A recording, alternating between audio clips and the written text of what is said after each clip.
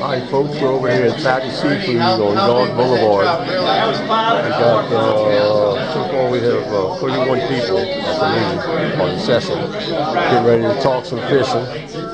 Our presentation is going to be by Big Rudy today. He's going to talk about how to fish wintertime trout, what they do, where they go, and why they go. We'll get started here in a minute. We're passing out tickets for the raffle. Don't cost you nothing to come here. It's just free. Just come on in. We appreciate it if you buy something. It helps us keep having the meeting here. And always take care of your waitresses. This lady works her butt off. Got a whole bunch of presents to give away. That's Big Ronnie helping out.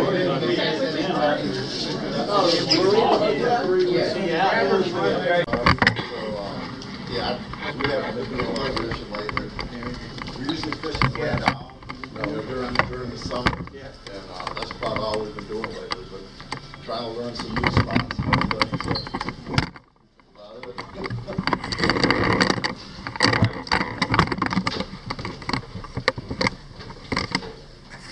Kareem, do you have anything to add to that?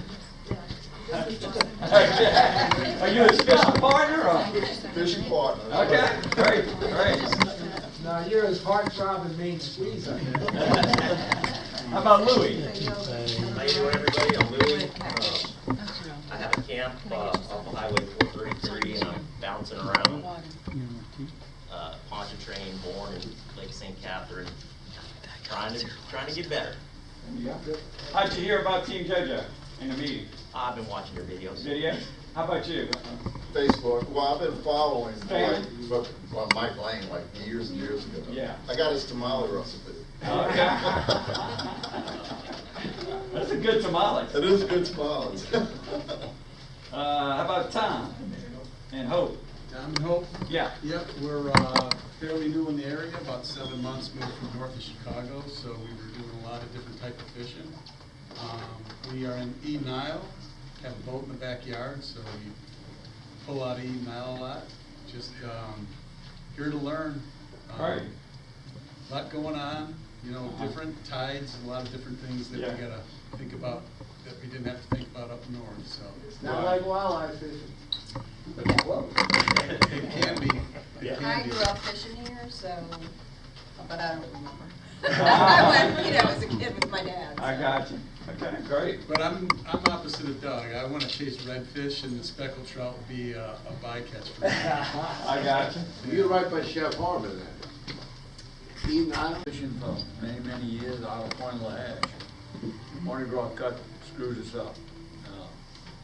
So I used to patrol Lake Pontchartrain with a lead line, but it was many, many years ago. I watched you and your partner fish Lake Pontchartrain. Very impressed, and I want to learn how to do that. Okay, great.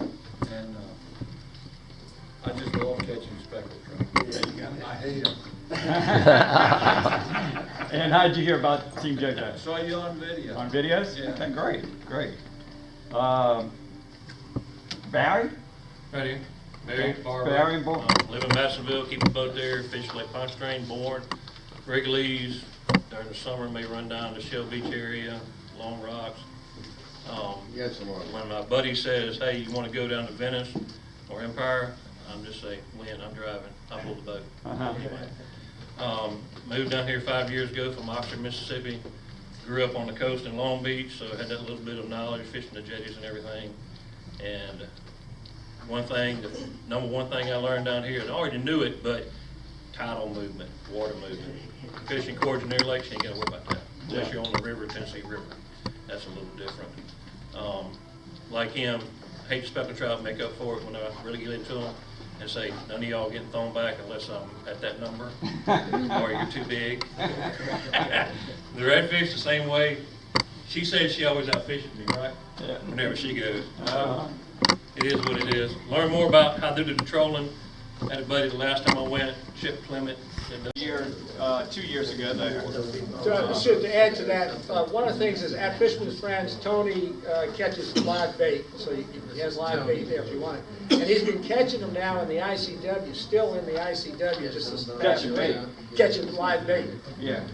Live shrimp. last year, he didn't catch any, and last year, we couldn't find any speckled trout in the ICW. But this year, we haven't tried it yet, but I have a feeling, in fact, that those shrimp were still there in the ICW, that those speckled trout may be there. We haven't tried it yet, but we're gonna try it. Anybody got any questions? Come here and catch the trout. That's where we just caught them this week. So, Do you look for points? Is there anything visually that you say, I'm going to start fishing here? okay. Number one, you need a GPS, okay? You need some kind of contours. What we look for is, at this time of the year, you know, there's trout, and that's part of the lecture today, is trout typically get into deeper water because it's, you know, the water's getting colder. And once it gets down below 58 degrees, those trout start to seek for deeper water.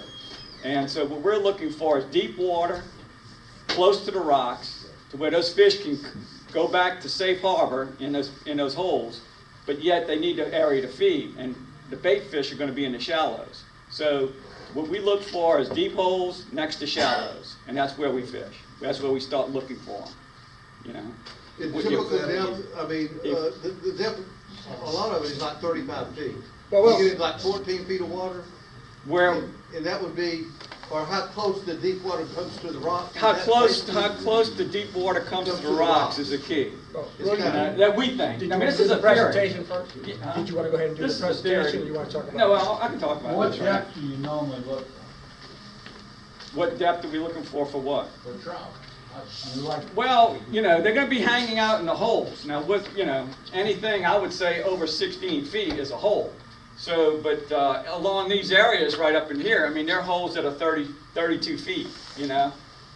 There's probably 1, 2, 3, At least four. at least 4 holes right there. What you see, Mr. Go was really dredged for the ships to be able to come back and forth. And so now that it's starting to fill in, there are some big holes that are still around there. And what Rudy's talking about is where those holes are and they get close to where these rocks are, you can see the possibility of the deeper water getting closer to the rock. So the fish will, what we believe is that the fish are coming up to feed on the rocks and then going back down to those deeper holes. And there'll be multiple numbers. Now, there are some structures that we think This is a Rapala jerkbait that he likes. a little bit smaller size than this one. Yeah, they also have this size there too. Yeah. And then Marshman, he uses another one too. He also uses the scope stick there too. But this is what the kind of bait we use to find those fish with. I mean, you know, that's what works, that we find works along those rocks, okay? You don't get hung up as much either. Well, yeah, those are made to fish 4 to 6 feet, okay? So if you jerk it down enough, you can get it down to 6 feet or so, and then You it want just the floats. suspending- And it just floats there, Suspending jerk baits, Yeah. not the floaters. You want Yeah. the suspending. yeah. Is it different when you buy it, it'll say suspended? Yes. Yeah, it Yes. does say suspending or floating, Yeah. yes, and different floaters are different depths. So you gotta look at it, you know, and all that's gonna depend on is the size of the bill, but it says on here, it suspends at 4 to 6 feet. You know, some of them say 1 to 3 feet, So this one and some of them will, say 6 to 8 feet. when you throw it out and you jerk it a few times, because of the lip, it'll bring it down, but then it starts to sink. Okay, it's a slowly sinking lure as compared to the others, like a shad rat, that might float with a big lip. You throw it out and you have to keep working it in order to get it down. And that's not good. We're just going to talk about it, is that you have to work it hard and fast, and this time of year, they don't like that. They don't like that fast. They don't want to chase anything. Do you have any additional weight on the line with that, or None. just that? Nothing, that's that, and where can you buy them? anyway. I mean, they, you know, online, Gus has them. Since you didn't tip them, Today's lecture is going to be on the winter behavior, trout's winter behavior, okay? This is stuff that I've experienced or stuff that I've collected over time just on, you know, listening to other professional fishermen talk about. So Not all of this information is my own personal stuff, but I kind of agree with everything that we got up here, okay? So, trout behavior in the winter and summer are totally different, okay? You know, you see guys get out there, you know, in the middle of winter throwing a cork under 3 feet with a shrimp. You know, that's not what they're looking for. I mean, I ain't gonna say you might not catch one, but you know, that's not really what they're looking for, okay? Okay, trout winter behavior. Water temperature slows down their metabolism. As their metabolism slows down, their movement slows down, okay? So they're not fast and furious like they are in the summertime. They're slow, they're not trying to waste a lot of energy, okay? Yeah, they slow down to burn less energy. Feeding is more on an opportunity base. In summer, they're in a hunt mode. In the winter, they're in a conservatory mode, and they look into base on what comes to them, not, you know, out there chasing and stuff. So, biggest mistakes during winter trout fishing is fishing too fast. And this is number one for a reason, okay? In the wintertime, you gotta slow down. You gotta slow down. You know, you fishing these jerk baits, you know, in the summertime with these kind of baits, I'll fish these baits sometimes in the summertime along the rocks and stuff like that. And I'm taking it out there and I'm throwing it and pop, pop, and I'm stopping 1 second, pop again, stop another 2 seconds, pop again. And I keep on working it like that because it's doing this, it's doing that, doing this, doing that. Twitch, pause, You know? twitch, pause. Yeah. In the wintertime, totally different. Totally different. You know, go out there, cast, 2 pops. And the reason for the pops is to get it down. You know, it's got the bill on it. You got to pop it to get it down. So that first pop will take it down about, you know, 2-3 feet. The second pop might take it down to 4 feet or 5 feet. Okay, that's what I'm trying to do. And then the retrieve rate is totally different. Retrieve rate is, you know, throw it out there, 2 pops, let it sit. And you know, you got to alternate this because you don't know exactly what they want in that time. But once you figure out what they want, then you go with it. You know, the first time I might go 6 seconds, you know, count to 6, little tap. Jerk that bait again. It sits, you know, and I'll do that. Next time I might, if I don't get anything, I might do 10 seconds, you know. Are you Get it down. direct to the bait or using a loop knot? I'm tying directly to the bait because it's already got a swivel on it, so you don't need a loop knot. Okay, if you don't have a loop, if you don't have a swivel on it, It's got a you know, ring. It a has ring, It a ring. does have a- If you look at these, they have rings on them, and I can show you on this. They have a split I'm talking ring. about if you'd be fishing a jig. No, just talk about fishing that bait. See that's got that ring on it. Whenever a hard bait has that ring on it, you don't need a loop knot. Okay. On a jig, do you tie it direct or you use a loop knot? On the jig, you know, I used to use a loop knot, but I went to a straight knot now.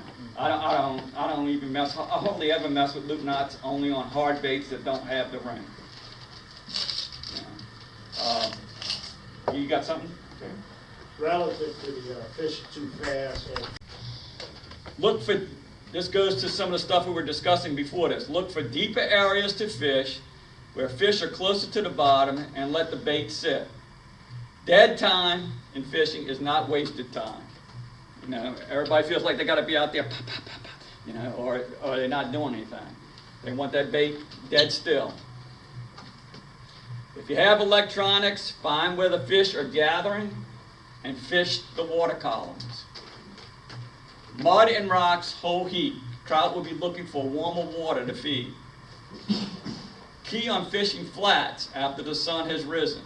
Trout seek deeper and warmer water in the winter and move up on the flats to feed after they've warmed up. Find flats close to deep holes. That's their escape route. Fish won't have to move very far to feed. Less energy expended on flats or stay warm in deeper holes. All right, guys, that's the end of our presentation for today. Anybody got anything or any comments or questions or anything? You, it's like a stupid question. Use your depth gauge, of course, to find the deep hole.